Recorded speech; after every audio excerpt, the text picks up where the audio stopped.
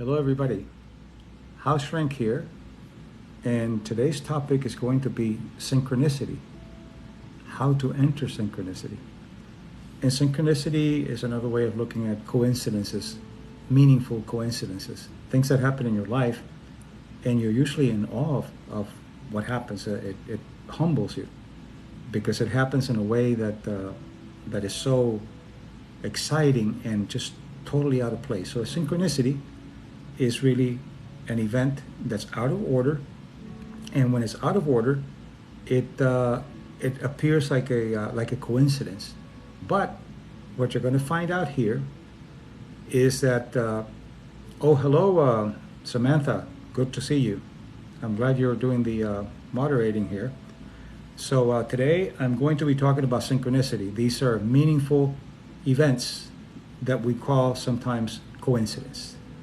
And you'll see it. You go back in your life and say, something happened, such a coincidence. I was thinking about this person, and all of a sudden something happened related to this person. So that's a synchronicity. But the interesting thing about it is that it's happening all the time.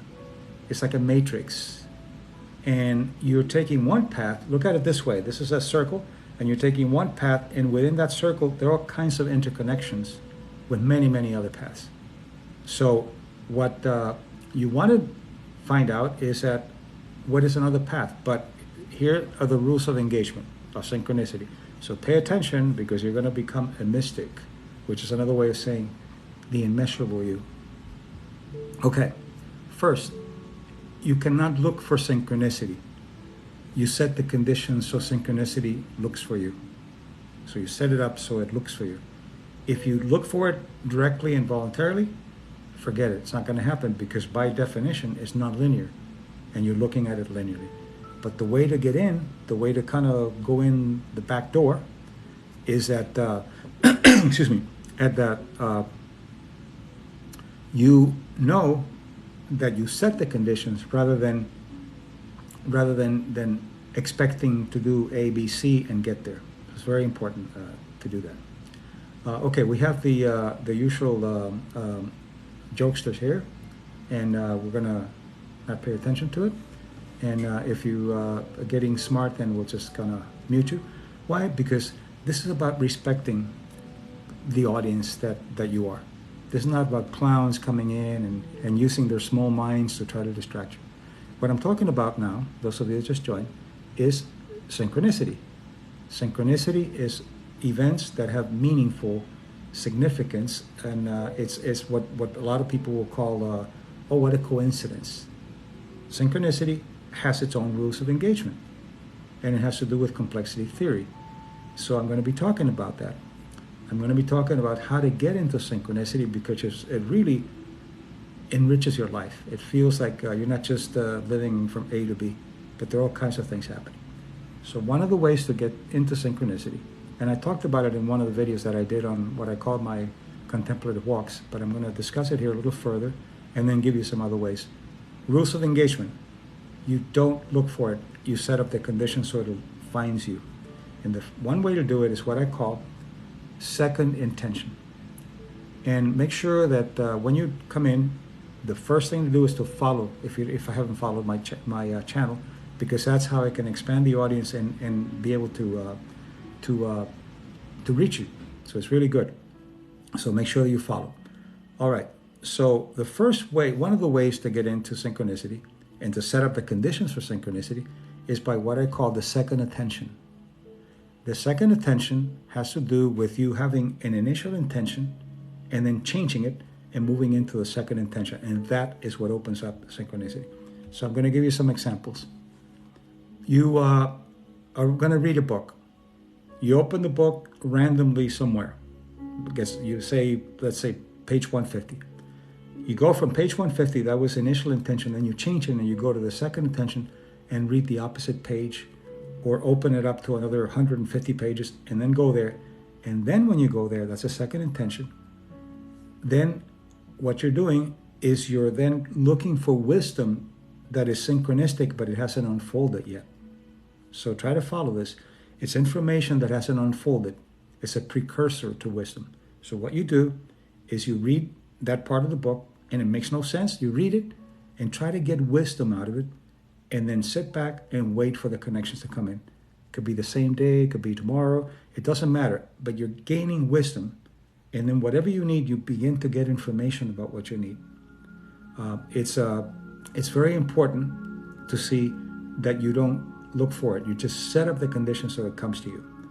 And it's really interesting because I found so many interesting things by doing that. I found new restaurants or new places to go, or places that I would never notice just by doing that synchronicity type of thing. For example, I was in Brazil once and I went to this restaurant. I was going to the restaurant. I made a plan to go to the restaurant. And then before I walk into the restaurant, I stopped and I changed my mind and I started looking around. And I found this incredibly wonderful restaurant, a mom and pop restaurant that had special food that I would never find unless I would have done that. But the key is that you don't expect it to happen. You let it happen to you. It's a passive observation of the world. So if you just joined us, it's about synchronicity, about significant events that are out of order and make you feel really good about life. It makes you feel, oh, there's some connection here. There's some interconnection with my world and where I belong. So it's really very nice to see that. If you have any questions about it, intelligent questions, we don't need clowns here. Respect your audience. And if any of you see clowns, just block them, get them out, because it's no point. I'm giving you really valuable information here for those of you who want it. If you don't want it, just go somewhere else. But don't waste people's time. It always happens. No matter what I said, it always happens. You have to have these kind of people, and that's okay. They come and they go. So they'll be muted or blocked. So anyway, getting back. If you just joined, this is about synchronicity. Significant events that happen out of order. And I'm talking about how to reach those places of synchronicity. And one of them was the second attention, where you have a plan to do something and you change it, and then you're open to see what's going to happen. And when you do that, then you allow the possible synchronicity to come in. It's amazing. It always works really good when you're wanting something and you're wanting it linearly and you keep looking for it linearly. It's like you're banging your head against the wall. Stop and look for other doors. The information will come to you in an indirect way. This is not mystical or the universe is with you. This is real good science. This is complexity. This has to do with the interconnection of information and the selective perception that we give to something. So one of the things that you can think about is, let's say you want to buy a car, or you want to buy a computer, you want to buy an Apple computer, a Mac Air. You have a perception already that's selected. You'll see the Mac Air everywhere you go. Is it magical? No, it's just that you're paying attention to things that have meaning for you. And it's selective attention. So that's one way to be able to understand that selective perception can work for you or can work against you. If you're just so rigidly looking at something, then you're going to miss whatever else is going on.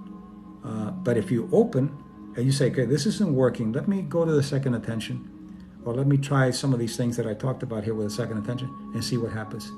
And you will find, if you're patient, that you will always find the kind of answer that you're wanting, something better than you expected. Because it allows you to open up other pathways. Instead of being selective perception, it becomes wide perception, to be open to other things. And that's what that open mindfulness is all about. Not just to be closed, but to be open and see what else is happening in your life. You want to, for example, learn something new about a particular subject. Go there and have an intention of going specifically there, and then look somewhere else.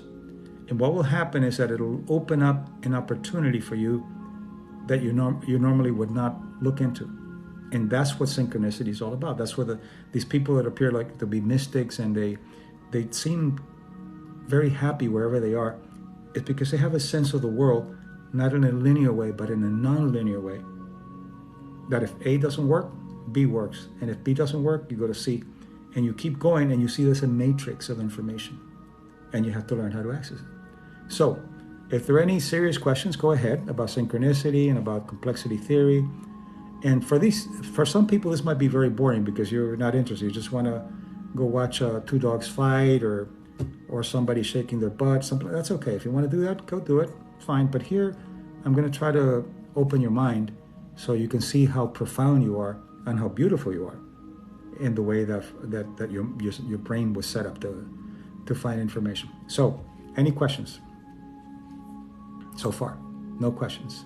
All right, if you just joined, this is about synchronicity, about significant events that are out of order that happen, and you wonder about it and you think, oh, this is an incredible coincidence.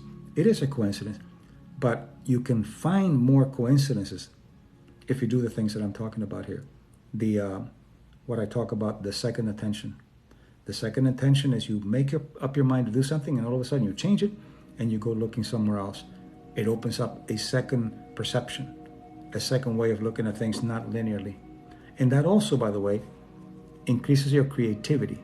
Your creativity goes up, and creativity equals health. One of the strongest causes of health is creativity.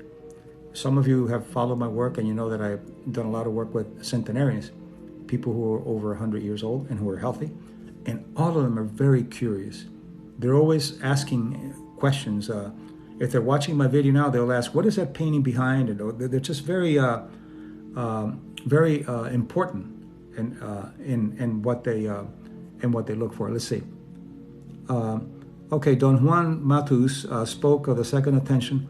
Hard to remember things that happened during that state. He's talking about Carlos Castaneda. Carlos Castaneda was an anthropologist who had a mentor, and his name is Don Juan. And Don Juan was teaching him similar things about the second intention and second attention.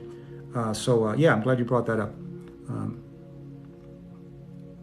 What are your thoughts about synchronicity and psychedelics? Well, psychedelics will expand, because what psychedelics do, especially depending on what you're talking about, if you're talking about ayahuasca or peyote or psilocybin, whatever, what they do is they unself you. Selfing is a part of the brain that has to do with selfing, and it's a deep part of the brain that connects with different parts, not just one part. And that's what gives you the sense of selfing. It's in the insula and other areas. And when people have brain damage in that area, they don't know who they are. They literally don't know who they are. So we know that has to do with it. And what especially ayahuasca does, I've done a lot of work with ayahuasca teaching people how to navigate it. I've only done it once, but I'm a neuropsychologist and I know how it works. You should always do it with professionals, never by yourself. This place that I went to had medical services. They had doctors and shamans working together. So anyway, so what that does is it works on the insula and it works on other parts of the brain where you temporarily lose a sense of self. When you lose a sense of self, you lose boundaries. And then you begin to see things in a kind of a synchronistic way, sometimes 3 or 4 things at a time or 100 things at a time. So it's important to understand how to navigate that. But yeah, psychedelics can do that. But you can do it with deep meditation, or you can do it with, or doing it with what I've talked about, the second intention and other things that I will talk to you about. Somebody asked, oh, you're already finding my my rituals here. Will this be on YouTube tomorrow? Yes, it will be. And what, as you know, in TikToks, you can only have a video for 60 seconds. But if you have enough followers, they let you do a video longer, but you can't post it. So what I do for those who missed the total video is that I will post it tomorrow on YouTube, my channel, and the channel is Dr. Mario Martinez. But what I do ask you is when you go there, follow the channel. That's very important because that will allow me to reach more people. So follow here and follow the channel. I'm creating a matrix of social systems here so you can go to different places. You can see some things on TikTok, you can see some things on Instagram, you can see some things on YouTube. So make sure that you follow, but it'll be up tomorrow and you'll be able to see it. Tips for getting into med school, that's a really tough one. It's very competitive, but look for medical schools that have a functional medicine or mind-body medicine. Don't go to reductionistic kind of medical schools because they're going to teach you medicine in a way as if you're some kind of a biochemical robot. I've read that microdosing mushrooms can help with depression and anxiety. It's a little dangerous if you don't do it with professionals, because what happens with any kind of mind-altering psychotropic medication is that if you are depressed and you have some possibility of depersonalizing from a potential psychosis or something, it's very dangerous. So you have to always do it under professional help. Also with anxiety, sometimes when you have these experiences, you see demons and monsters and things, and sometimes this could be a very bad trip. So I would always recommend that if you're going to do it, you do it with professional help, not on your own, because it could be dangerous. So be aware. All right, there's nothing wrong with doing it if you do it with the people that know what they're doing. Okay, any other questions here? Much thanks for the daily wisdom, mate. You're welcome, mate. And sometimes just to relax, and sometimes for no reason at all. About what? Doing drugs or doing hallucinogens? I would suggest, let me tell you something about the brain. I'm a neuropsychologist. The brain is an incredible chemistry. For example, the place that I went to teach about how to handle ayahuasca, I was also teaching people how to do lucid dreaming, like the Tibetan Buddhists do. And lucid dreaming, you can get the same kind of information without having to go into drugs, because drugs can have an effect. Even the psychotropic medications and the hallucinogen medication can have an effect. If you're not well put together, it can hurt you in a negative way. And some people, especially when they started experimenting with psilocybin and LSD, they'd had flashbacks and problems that created some real issues. So what I'm suggesting here is that you always do it with professional help.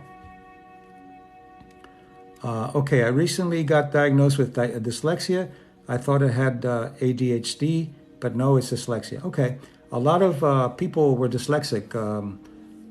Picasso was dyslexic, and Einstein was dyslexic. So a lot of people, and usually dyslexic are very intelligent. With dyslexia, which is a problem with reading, sometimes you read things that it doesn't make sense to you, or that you invert a letter. Usually what's happening is that the brain and the visual components are out of sync. So it's almost like a slow motion effect. So what you do is you always try to relax when you're trying to read. And if you mistake a letter, stop, allow it to happen, smile, and do it slowly. Do it slowly till you can connect mind and body a little better. So there's really nothing that you need to be bothered about it, other than you're going to read slower, and you're probably going to have to read things more than other people, but that's all right. That means that most dyslexics are very intelligent. So that's my suggestion to you. And I'm oversimplifying it, but I'm giving you just a very quick thing here. Processing information like likes lists to be an issue, yeah, because that's sequential. The parietal part of the brain has sequential, so it affects the sequential process also. If the list is sequential, so what you do is you want to do it slowly, watch it, and try to read it very slowly, and then look at the total picture, and then go back and slowly. So you can teach the brain because the brain is very plastic. It has a lot of plasticity, meaning that it has a tremendous ability to readjust itself and to compensate. So if you're not picking it up one way, you can pick it up another. Usually we have one way where we access information better than others. For example, I'm very visual, have to see things. Some people are auditory, some people are tactile. So find out which one you are and try to use them to compensate for the other things that are not working as well.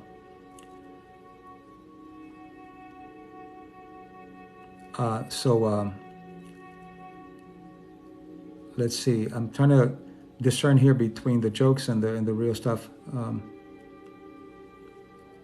I'm a long COVID patient. Do you have some tips so that I can work on the brain issues? Well, it depends on COVID. If some people have a loss of gustatory sense, they lose the sense of taste, and that eventually will come back. But I think what you have to do is you see what is it that you lost, and then begin to do some. There's some that's called Neuropsychological Rehab. You can compensate for the things that are lost. So, for example, one person that had a loss of taste from the COVID, what you do is you find something. You go to extremes. You find something that's peppery, and you taste it, and you see if you can get some memory of the peppery kind of things. or something sweet gradually, because what's happening is you have to retrain your gustatory sense. Your taste buds have to be retrained.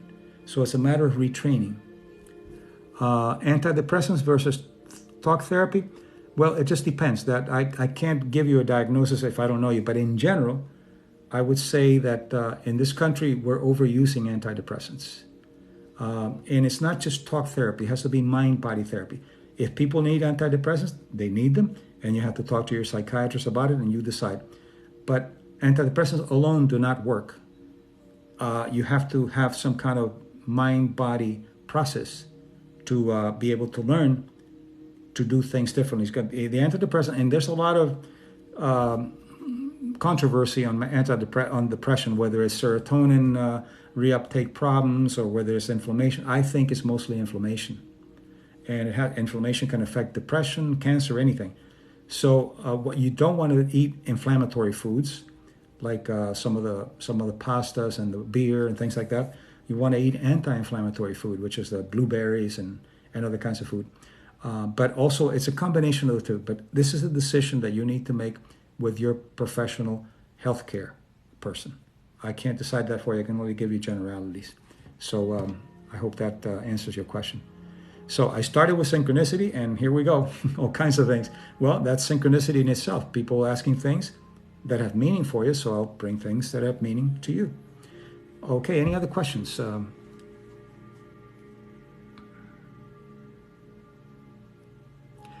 Okay, I helped my friend regain her taste after she ate a couple of oranges that we charred in a fire. Yeah, that's a possibility, because what you're doing is you're expanding the range of taste.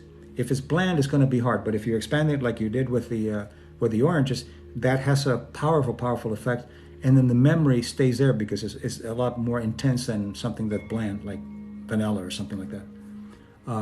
What do you mean by inflammation? General idea of the difference is fine.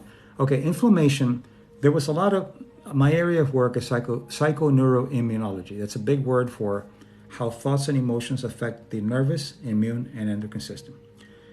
There's been a lot of research on stress, on the stress hormones like cortisol and epinephrine and norepinephrine. But now there's much more research going on in inflammation. Inflammation is, what happens is that you need inflammation when there's, let's say, a cut or there's an infection, because what the inflammation does is it surrounds the tissue and it allows the immune system to come in with the antibodies and things that you need in order to correct it. So that inflammation is needed. But what's happening now is that we know that shaming causes inflammation. Shaming someone can actually increase the molecules of inflammation, which are the tumor necrosis factor and interleukin-2 and other kinds of molecules that actually cause inflammation. So in any illness, I always look at what kind of shaming history do you have, because that causes inflammation. That's not the only thing that causes inflammation, but that at the mind-body level is one of the ways to do it. So now there's more research now in inflammation as well as in just the cortisol and all the other stress hormones. So I hope that explains it. Any stress can cause inflammation. Well, what happens is that stress reduces the immune response, because what happens is that it's a fight or flight thing. We're back from where we started as Homo sapiens over 150,000 years ago and even before. There was what's called a fight or flight. You see an animal or an enemy and you decide whether you're going to fight or flight. That is more important than digesting your food or fighting pathogens.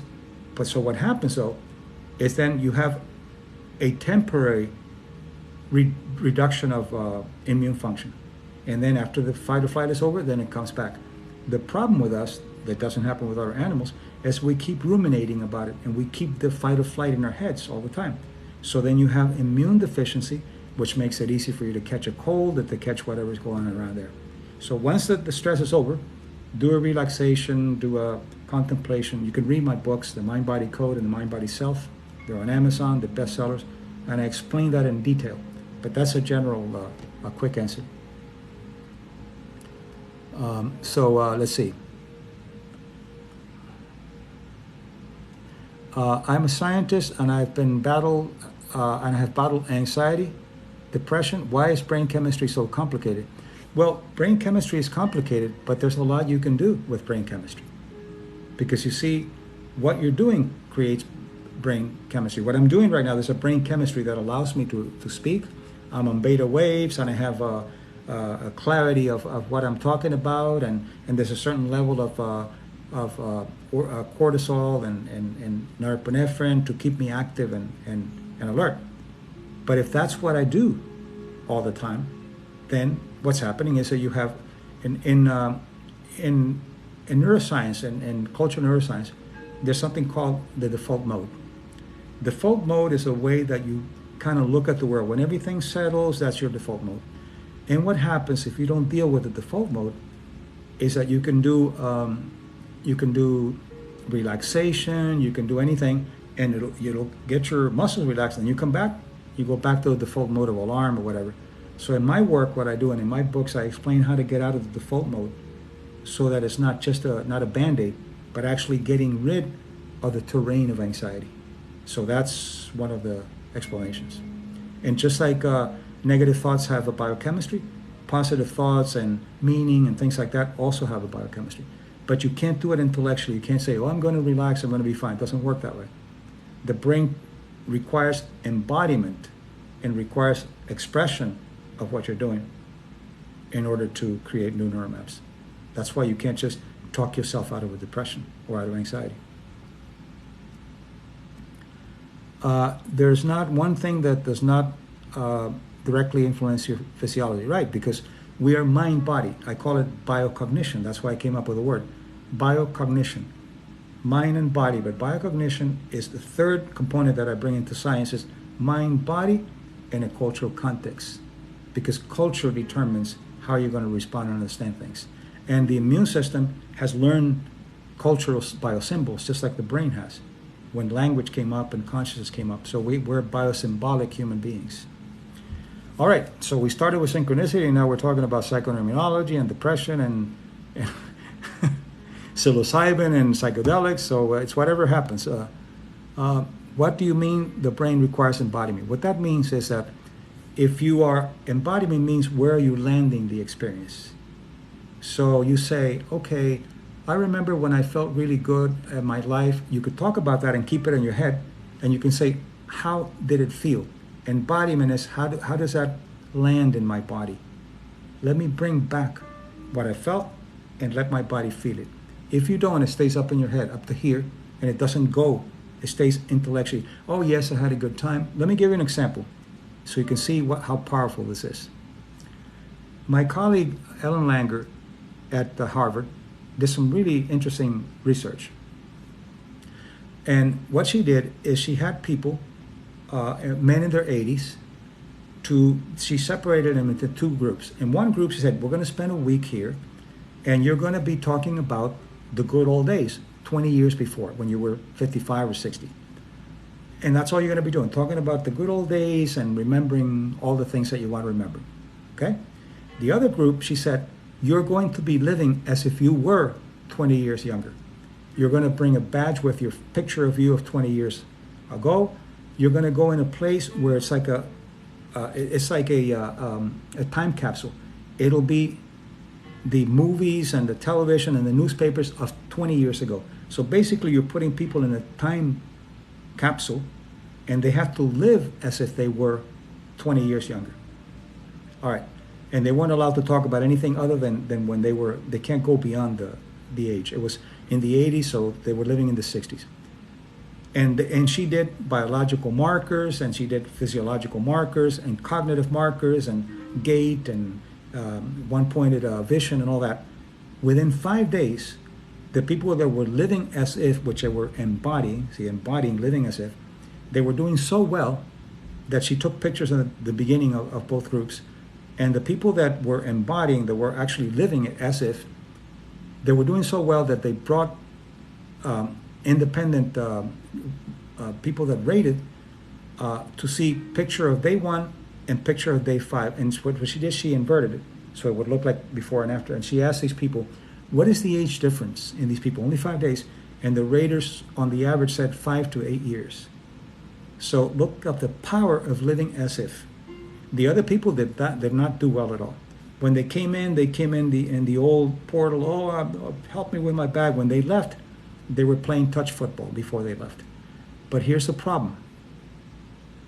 When these people left, they came in the portal of the grandpa, hey grandpa kind of thing, and they left as strong people that actually looked and lived as if they were 20 years younger. But then gradually the co-authors, the tribe, bring you back into grandfatherhood, because we'll find out later, they lost the gains within 6 months. And the reason was that they were put back into that portal of old age. For example, the grandfather say, I'm going to have some coffee. I'm going to get coffee. No, Grandpa, I'll get it myself. Can I move this? I'll move it myself. No, you get it. Finally, they give up and they go into Grandpa mood. And Grandpa old, and that's what happens. So now the research is done differently. Now you have a guide that keeps you within that, but teaches your co-authors to not put you into that place anymore. Okay, so a lot of information there to explain what embodiment is all about. You have to live it, because the brain requires evidence to change the neural maps, not just to tell her how wonderful you are. So anyway, somebody's asking about the book. The two books are The Mind-Body Code and The Mind-Body Self. They're on Amazon. You can get them anytime. Amazon would be the cheapest, so I would say Amazon. But also what I want you to do is to make sure that you follow my channel here, House Shrink, and also follow my channel, Dr. Mario Martinez, on YouTube, because I have a couple of hundred videos there, totally free, that you can watch. So that's the social matrix that I'm talking here, that I'm creating. You can see some things here, you can see some things over there. But since this is longer than 60 seconds, then you can't post it. So what they allow you to do at TikTok is that you can download it somewhere else to other media. And usually I put it in my social media of YouTube, which is Dr. Mario Martinez. Dr. Mario Martinez. And you can go there and you can see the whole video. It'll be up tomorrow. Somebody is asking about, oh yeah, and I do some workshops also called The Wounded Hero. I do them every month, and it's only 12 to 14 people. So if you're interested, go to my website, biocognitive.com. Very limited, because we want to do it in group dynamics, and teaching how people are wounded as heroes, not as victims. And the wounding could be emotional, it could be physical, but I've come up with some ways to heal those archetypal wounds that I'll talk about some other time. So a lot of people here, incredible amount of people, and some really good questions. The clowns, I think, left. As soon as I say that, one shows up and comes up with a dumb. But anyway, it's kind of funny, but it's taking up your time. So I try to ignore them as much as possible, but every once in a while it's fun. I mean, it doesn't upset me or anything.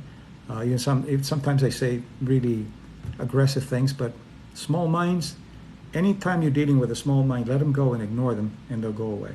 That's the way you deal with it. But fortunately, 99.9% of the people here are brilliant. They're serious about what they're asking, and they're getting something out of it, because I see it in the amount of people that show up. So if you just showed up, I started with Synchronicity, which is events that happen that have significance out of order. And we went all over the place, which is good, because people started asking about depression, inflammation, psilocybin, psychedelics, and all kinds of things. And I try to answer them as much as I can. So if you have questions, we're about wrapping it up now. If you have some more questions, I'll be very happy to answer them for you. But I do ask you, the website is, yes, it's Biocognitive, like biology, biocognitive.com. And you can Google Biocognition or Dr. Mario Martinez Biocognitive, and it'll take you there. So, but it's important that you go there and you look at the things that are important to you. How do you get more in touch with feelings? By learning the new language, by understanding, and I talk about this in other sessions. But here's an idea: we get confused with language. People say, "How do you feel?" And somebody will answer, "I feel like I should." That's a thought. How do you feel? Well, I don't know. That's a thought. How do you feel? I feel angry, happy, depressed, astounded. Those are feelings. So that's the first thing. What are you saying out there? And this gets me to my typical problem with language, and that is that you want to get away from the no problem, because no problem creates a mindset that I'm avoiding problems. So when somebody says, thank you very much, no problems, get rid of that. It's not no problems. You're welcome. My pleasure. So you have to learn the language first, that you're speaking what you're feeling. And then what you do is you sit quietly and you let your body, like you scan your body, and you might feel some sensations, and then ask yourself, when was the last time that I felt happy, for example? You bring that memory back and then you embody it. How did it feel? Not what did I think? How did it feel when I was happy? When was the last time that I was sad? When was the last time that I was surprised? And then you start bringing in the emotions and you're reteaching yourself to identify emotions rather than thoughts. So that's a quick answer right there. But there's a lot that I have in my books that I want you to consider if you want them. Mind Body Code and the Mind Body Self on Amazon and everywhere, but Amazon's the cheapest. So anyway, if you haven't followed my work here, please follow. Click the follow, because that way you'll know when I'm going to have a video or one of these longer videos. And but also it expands my audience and I can reach more people. And then when you go to my YouTube channel, make sure the first thing you do is follow. That way also you'll be notified and you'll know. And it opens up things for me. So that's what I ask you to do, and I hope that you do. And you have been doing it. It's been really, really great lately. But thoughts make you feel emotions. I'm not sure I understand that, but it's not thoughts, emotions. It's a mind body. That's why I call it biocognition. An emotion has a thought, and a thought has an emotion. When you look for it, you say, I feel sad. About what? If you don't know what you still feel sad about, you got to look a little deeper to see if it's really sad. Or if you're suppressing the kind of things that have to do with the of whatever is going on with you. I'm trying to read some of these things here. Some of them are just people trying to be funny, and some are serious. So anyway, any other questions before we go? And if you came in late, this video will be available tomorrow in my YouTube channel, which is Dr. Mario Martinez. And make sure that the first thing that you do is that you follow. Thoughts and manifestations. Am I a doctor? Yes, I'm a clinical psychologist. I'm a neuropsychologist, and I specialize in how thoughts and emotions affect the immune system. Thoughts and manifestations. Manifestations do not happen automatically. You don't talk to the universe and, universe, I want a new car, a new relationship. It doesn't work. Why? Because the universe has been around for probably almost 12 billion years from the Big Bang, and it's been expanding. It's not going to stop and say, wait a minute, let me get Joe this car. It doesn't work that way. That's the pseudoscience that people do, and what they do is the people that write those things, they make a lot of money out of you. There's no such thing as that. You don't manifest things. You take agency. So for example, if you want something, you first imagine it. You want to imagine it first. Every invention was always first imagined. So imagination is very good. So what do I need to do in order to get this? My agency, my action. What do I need to do? How do I need to create conditions that this will happen? Can I get co-authors that will help me with this to happen? But if you just try to manifest something like that, you're going to be disappointed because it doesn't work. You can sit in a room and say, I'm going to manifest $1,000. Wait, I'm going to manifest money for the rent. What you're going to manifest is getting thrown out of your apartment or your house. So manifestations are good in the sense that you first imagine it, and then by action, you try to manifest it by actions, not by some kind of thinking magical. So I hope that explained what you were asking. What do you recommend with first waking up? That's really good. That's a great question. Because what happens is that when you wake up without you knowing it, if you don't do what I'm going to suggest, you're going to dump the whole set of dreams into the day. And if there were bad dreams, you know what happens. Another thing, just before you go to sleep, if you don't do what I'm going to suggest, you'll dump the whole day into your night. And if it was a bad day, then you know what happens. Simple techniques. Before you get up, you sit on your bed or at the side of the bed, and then close your eyes and watch the film of what happened. Don't attach. Just watch. I had a dream about this. Let it go. I don't remember what happened. I feel this. You do a scanning and let it pass for just 5 minutes and breathe. And what you're doing is you're letting out whatever was there from the night, and you're not dumping it into the day. If a thought about the dream comes in, just let it come in, let it go. See it like a cloud.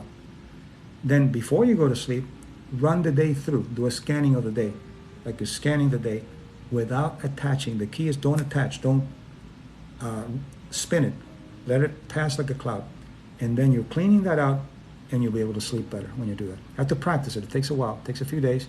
And you'll notice that you're going to sleep better and you're going to have a better day because you're not dumping one in the other. Okay, if you just came in, great. Yeah, try it and wish one cool. Do you recommend cold showers for what? I don't know. I don't know what you want the cold shower for. It's good to start with hot water and then finish with colder water because it opens up your pores and the cold water closes your pores, especially in the winter. You want to be able to finish with colder water so you close your pores and you don't open up to whatever's going on out there. So if you just joined, I started with synchronicity, significant events that are out of order, and I just went all over the place as I usually do because your questions are very important to me. If they're serious questions, they're very important, and I'll go from wherever I came from and I go to your question. But I can't answer everything here, so I suggest that you follow my work here in House Shrink, and you follow my work at the YouTube channel, as you know now, Dr. Mario Martinez, and I'm also on Instagram, Dr. Mario Martinez on Instagram. And I have 2 books, so there's a lot of information, a lot of free information and information that you pay for. I have workshops and all kinds of things. You can go to my website. It's biocognitive.com, biocognitive, one word.com. Dr. Mario Martinez, Biocognitive. Just Google that and you'll find my website. And there's a lot of information there, and also articles and everything. There are free things and not free things. So I suggest that you go and explore. But for now, I'm going to be winding down and thanking every one of you for being here and thanking you for following my channel here and my YouTube. So this will be up for new people that just came up. This will be up tomorrow on my YouTube channel, Dr. Mario Martinez, and you'll be able to see it. It's in entirety. Right? So enjoy. And if there are no more questions, I'm going to be closing down here. Thank you. You're welcome. You see, I didn't say no problem. I said you're welcome. No problem. Get it out of your vocabulary. And don't ever, ever ghost anyone.